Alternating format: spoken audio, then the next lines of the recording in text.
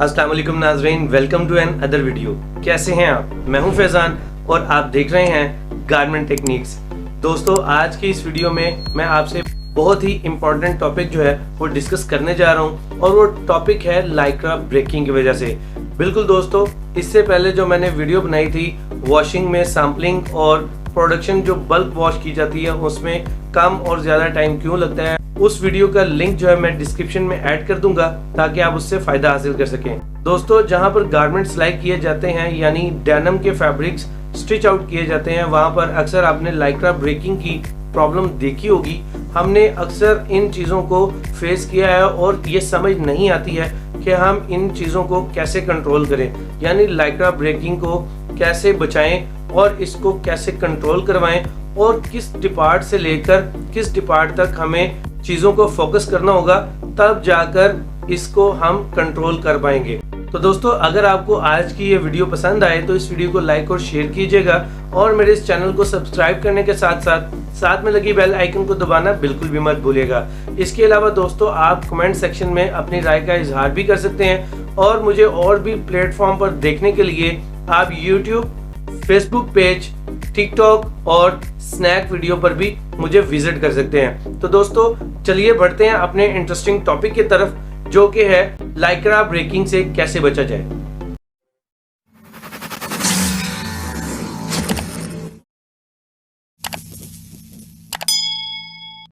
जी तो दोस्तों, कैसे हैं आप सब लोग? उम्मीद करता हूं कि आप सब लोग खैरियत से होंगे।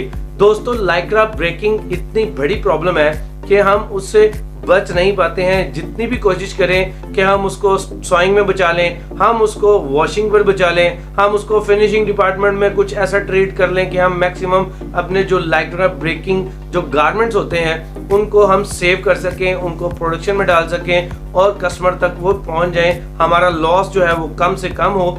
लेकिन दोस्तों, इस बात की तरफ तवज्जो बहुत ही कम आती है कि इसको अगर कंट्रोल करना है तो हम क्या करते हैं कि हम सॉइंग डिपार्टमेंट को कहते हैं कि आप अपनी निडल्स चेंज करें, आप अपने मशीन के आरपीएम कम करें या फिर व्हाटसोएवर जो भी है, आप सॉइंग डिपार्टमेंट को इसका ज्यादा कसूरवार ठहराते हैं। मेरा जहां तक तजुर्बा है, नॉलेज है मुझे, वहां तक मैं ये समझता हूं कि ये काम जीजीडी से ही स्टार्ट कर दिया जाना चाहिए, तब जाकर आप लाइक्रा ब्रेकिंग से बच सकते हैं। उसके बाद सॉइंग डिपार्टमेंट आता है, वो इसको कैसे टैकल करेगा, यानी जो जीजीडी ने चेंजिंग की हैं उसको हम सॉइंग में कैसे इम्प्लीमेंट करवाएंगे और सॉइंग में और भी चीज़ें जैसे कि मैंने आपको निडल और आरपीएम वगैरह का बताया कि इसको हमने कंट्रोल करना है, तो उसको देखते हुए कैसे आप बचाएंगे और उसके बाद वॉशिंग में आप इन चीज़ों को कैसे लेके चलेंगे। तो इन पर हम मेन डिस्कशन करेंगे ताकि वीडियो बहुत ज़्यादा लंबी ना हो, क्योंकि बहुत ज़्यादा लंबी वीडियो से आप लोग परेशान हो जाते हैं कि यार इतनी लंबी वीडियो कौन देखे और कौन समझे। तो लिहाजा जिनको इन प्रॉब्लम्स का सामना है वो ज़रूर वीडियो को देखेंगे और उनको पता चलेगा कि वाकई हमें इन चीज़ों को जीजीडी से लेकर फिनिशिंग डिपार्टमेंट तक कैसे कंट्रोल करना चाहिए। दोस्तों, सबसे पहले हम बात कर लेते हैं कि लाइक्रा ब्रेकिंग कहाँ कहाँ आता है।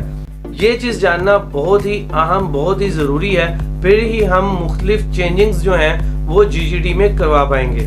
नंबर 1, हमारा जो फेसिंग होती है, चाहे वो राइट हो या वो लेफ्ट हो, यानी कॉइन पॉकेट वाली साइड हो या वो बेसिक साइड हो जहाँ पर कॉइन पॉकेट नहीं लगती है, वहाँ पर हम देखते हैं कि वहाँ पर भी लाइक्रा ब्रेकिंग की प्रॉब्लम आ गई है। उसके अलावा जो क्रोच एरिया है वहाँ पर बहुत ही ज़्यादा बुरे तरीके से जो लाइक्रा ब्रेकिंग की प्रॉब्लम हमें नज़र आ रही होती है।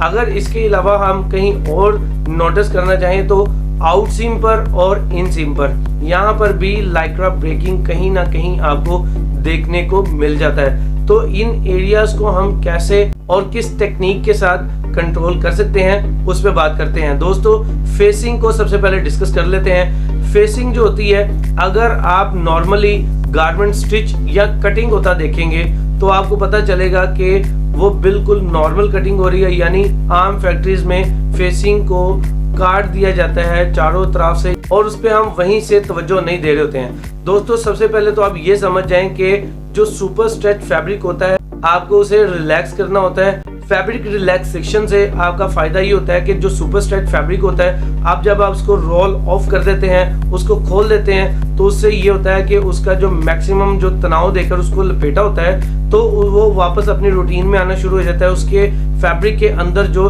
लाइक्रा मौजूद होता है वो भी रिलैक्स होना शुरू हो जाता है, तो फिर वो बाद में प्रॉब्लम का बायस नहीं बनता है। अब यहाँ पर डिफरेंस ये है कि जब आप फेसिंग कटिंग करते हैं या पैनल कटिंग करते हैं तो उनमें लाइक्रा की प्रॉब्लम क्यों आती है। दोस्तों, फेसिंग जैसे ही आप कटिंग करते हैं वो छोटा पार्ट होता है, और जब आप एक चीज को कटिंग करेंगे यानी फैब्रिक को कटिंग करेंगे तो उसके अंदर जो स्पिनिंग के दौरान यानी एक जो फैब्रिक है वो धागे से मिलकर बना होता है। तो जब आप धागे की स्पिनिंग को नोटिस करेंगे, इसके मुतालिक सीखेंगे, देखेंगे, जानेंगे, तो आपको पता चलेगा कि कॉटन, लाइक्रा, इन चीजों की यानी स्पेंडिक्स वगैरह की आपस में स्पिनिंग हुई होती है, ये आपस में मर्ज किए गए होते हैं स्पिनिंग के जरिए, तो ये एक धागा बना होता है, फिर एक फैब्रिक तैयार होता है। तो जब आप इसकी कटिंग करते हैं फैब्रिक की, तो वो जो लाइक्रा स्पिन हुआ होता है, क्योंकि लाइक्रा होता है स्ट्रेच, तो जब हम उसको कटिंग करते हैं तो लाइक्रा जो होता है वो किनारे से हल्का हल्का पीछे आना शुरू हो जाता है। ये 0.25 सेंटीमीटर से 1 सेंटीमीटर तक आराम से पीछे चला जाता है। अगर आप इसकी कटिंग के बाद फौरी स्टिचिंग कर लेते हैं, आप इसको मैक्सिमम बचा सकते हैं, लेकिन तब भी यही खर्चा होगा कि इसका लाइक्रा जो है वो ब्रेक ना हो जाए। दोस्तों, दूसरा मसला ये होता है कि आपका जो क्रोच और साइड पैनल्स हैं उसमें भी एक यही चीज आती है कि जब आप कटिंग करते हैं तो लाइक्रा पीछे चला जाता है, यानी वो सुकड़ जाता है, जिसकी वजह से आपको साइड सीम पर, फेसिंग पर, क्रोच पर आपको नजर आती हैं चीजें लाइक्रा ब्रेकिंग से रिलेटेड।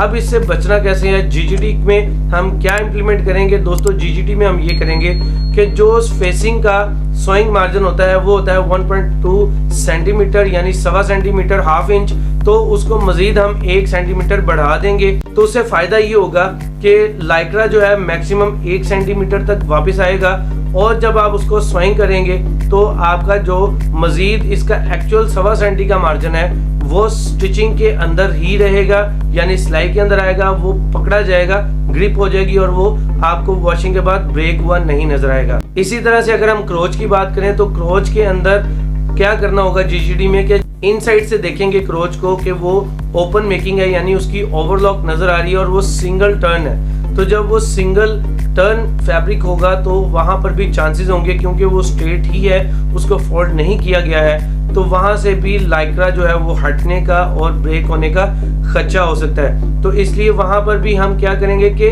क्लीन फिनिश क्रोच बनाएंगे। जैसे आपको ऊपर से क्लीन फिनिश नजर आ रही होती है, यानी कोई ओवरलॉक नजर नहीं आ रही होती है, आपको किनारा ही नजर आ रहा होता है और यहाँ 2 या 1 सिलाई नजर आ रही होती है। इसी तरह से इन साइड से भी आपको क्लीन फिनिश ही रखना है। जो पैनल नीचे जा रहा है यानी नीचे वाली साइड पर राइट पैनल इंसर्ट हो रहा है, तो आपको उसे भी फोल्ड करना होगा जैसे आप ऊपर वाले पैनल को यानी लेफ्ट पैनल को क्रोच के लिए फोल्ड करते हैं। तो ये भी आपको मदद देगा लाइक्रा ब्रेकिंग से बचने के लिए। तीसरा और चौथा मसला ये है कि इन सीम और आउट सीम पर भी लाइक्रा ब्रेकिंग की प्रॉब्लम आती है। अब उससे आप कैसे बचेंगे, यहाँ पर आके सोइंग डिपार्टमेंट का किरदार आ जाता है। सवाल तो यहाँ पर यह भी पैदा होता है कि अब यहाँ पर भी एजेस हैं और यहाँ से भी मैक्सिमम आपका जो फैब्रिक है वो पीछे हट सकता है, तो यहाँ पर आप क्या टिप देंगे। तो दोस्तों सिंपल है, जब आपका बड़ा पैनल होता है और वो एक बड़े पार्ट के तौर पर आपके सामने होता है, तो आपको क्या करना होता है कि सेफ्टी के जो सोइंग मार्जिन होते हैं उनके लिए जीजीटी में उसका सोइंग मार्जिन मिनिमम 1.25 सेंटी से 1.5 सेंटीमीटर रखना चाहिए, ताकि आप उसको हल्का सा ट्रिम भी करवाएं तो सेंटी के बाद आपके पास 1/2 सेंटीमीटर उसको ग्रिप करने के लिए होगा, तो आप उसको ग्रिप कर पाएंगे सेफ्टी पर। यहाँ पर सोइंग डिपार्टमेंट ने हर स्टिचिंग एरिया में ये ख्याल रखना है कि आपकी जो निडल है वो कम नंबर की और बॉल पेन निडल खास तौर पर लाइटवेट फैब्रिक और सुपर स्ट्रेच फैब्रिक में होनी चाहिए, ताकि आप लाइक्रा की जेन्युइन जो ब्रेकिंग होती है उससे बच सकें। तो हम जीजीटी में जो उसकी चेंजिंग करवाते हैं 1.5 सेंटीमीटर का दबाव रुकवाते हैं, तो उससे क्या होता है कि अगर आपकी सेफ्टी की टॉप स्टिच नहीं भी है यानी बाहर वाली साइड पर स्टिच नहीं भी है फिडो की, तो आप इन साइड पे उसकी सिक्योरिटी स्टिच भी लगा देंगे, ताकि आप उससे मजीद जो है वो सिक्योर कर सकें लाइक्रा ब्रेकिंग को। दोस्तों एक्स्ट्रा स्टिच, सिक्योरिटी स्टिच और इसको रीइंफोर्समेंट स्टिच भी कहते हैं, जो कि मैं आपको कह रहा हूँ कि एक्स्ट्रा इनसाइड लगा ली जाएगी सेफ्टी के सिलाई के साथ। इसके ऊपर भी मैं एक वीडियो कर चुका हूँ, उस वीडियो का लिंक भी मैं डिस्क्रिप्शन में दे दूंगा, तो आपको पता चलेगा कि जो एक्स्ट्रा लॉक स्टिच होती है इससे गारमेंट किस तरह से सेव हो पाते हैं। दोस्तों अब हम आ जाते हैं इन सीम पर। इन सीम पर जो लाइक्रा ब्रेकिंग है वो आपको कम देखने को मिलती है, क्योंकि इन सीम पर आप ज्यादातर सेफ्टी ओवरलॉक के साथ टॉप स्टिच लगा देते हैं, फीडो की डबल निडल या फिर सिंगल निडल। वहां पर प्रॉब्लम कम आती है। मसला दोस्तों वहां पर आता है जहां पे आपका कोई भी फैब्रिक सिंगल लेयर रह जाता है और ऊपर आपको कोई भी सिक्योरिटी स्टिच, एक्स्ट्रा स्टिच या फिर टॉप स्टिच दिखने को नहीं मिलती है। तो दोस्तों आप सोइंग डिपार्टमेंट में कम नंबर वाली और बॉल पेन निडल का इस्तेमाल करेंगे, खास तौर पे ग्रॉस ब्रैकेट जो निडल है उसका या फिर ऑरेंज निडल का इस्तेमाल करेंगे। ये बहुत ही हाई क्वालिटी की निडल्स होती हैं। अगर आप इनको यूज करेंगे तो आपको रिजल्ट मिलेंगे, यानी जब आप स्टिच कर रहे होंगे और निडल आपकी कम नंबर की होगी तो उससे लाइक्रा ब्रेक नहीं होगा। लेकिन अगर आप हैवी निडल लगा देंगे तो लाइक्रा के ऊपर जब वो मशीन चल रही होती है और निडल जो है फैब्रिक के अंदर बाहर आ रही होती है तो कहीं ना कहीं वो लाइक्रा उसके नीचे आता है, उसको ब्रेक कर देता है। तो इस वजह से भी लाइक्रा ब्रेकिंग होती है। इसके बाद अगर हम बात करते हैं कि वॉशिंग डिपार्टमेंट इसको कैसे सेव कर सकता है, दोस्तों वहां पर जो आपकी सैंपल में यूज की गई रेसिपी थी उसी रेसिपी को आप इस्तेमाल करेंगे, उतना ही टाइम देंगे और उसको ठंडे पानी में ही वॉश करेंगे, क्योंकि गर्म पानी में लाइक्रा जल्दी ब्रेक हो जाता है, ठंडे पानी में वो काफी सेव रहता है। और इसके अलावा आप उसको जितना टाइम चलाना था आपने उतना ही चलाएंगे, यानी वॉश का टाइम आपने कम रखना है, बहुत ज्यादा नहीं रखना है, जिससे आप लाइक्रा ब्रेकिंग को कंट्रोल कर पाएंगे। इसके बाद दोस्तों फिनिशिंग डिपार्टमेंट जस्ट उसको फिनिश करता है, यानी उसको फाइनल स्टेज पर क्लियर करता है, क्वालिटी करता है, उसको पैक करता है। तो उसका सिर्फ इतना ही काम होता है। सैम्पलिंग से लेकर फिनिशिंग डिपार्टमेंट तक अगर हम लाइक्रा ब्रेकिंग को कंट्रोल करना चाहें तो हम मिलकर डिपार्ट वाइज और एक दूसरे के साथ कंधे के साथ कंधा मिला के मुशावरत के साथ चलेंगे, प्लान के साथ चलेंगे, हर स्टेप को देखकर समझकर आगे बढ़ेंगे तो हमारा ये लाइक्रा ब्रेकिंग की प्रॉब्लम खत्म हो सकती है। इससे काफी हम छुटकारा हासिल कर सकते हैं। दोस्तों अगर आप मेरी खिदमत हासिल करना चाहते हैं तो आप मुझे कांटेक्ट कर सकते हैं, ईमेल कर सकते हैं, व्हाट्सएप कर सकते हैं, मैं आपको जरूर सर्विस दूंगा। तो दोस्तों मैं उम्मीद करता हूं कि आपको आज की इस वीडियो से कुछ ना कुछ नया जानने को मिला होगा और आपको ये वीडियो पसंद आई होगी।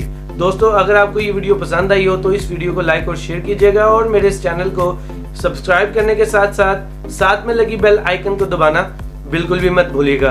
दोस्तों अपनी राय का कमेंट सेक्शन में जरूर इजहार किया कीजिए, क्योंकि इससे मुझे पता चलता है कि आपको और मजीद क्या जानने के लिए दरकार है। मैं उस पर भी वीडियोस लाने की पूरी कोशिश करूंगा। इसके अलावा दोस्तों आप मुझे YouTube, Facebook पेज, TikTok और स्नैक वीडियो पर भी फॉलो कर सकते हैं। तो दोस्तों मैं मिलूंगा आपसे इसी तरह के एक इंफॉर्मेटिव टॉपिक के साथ।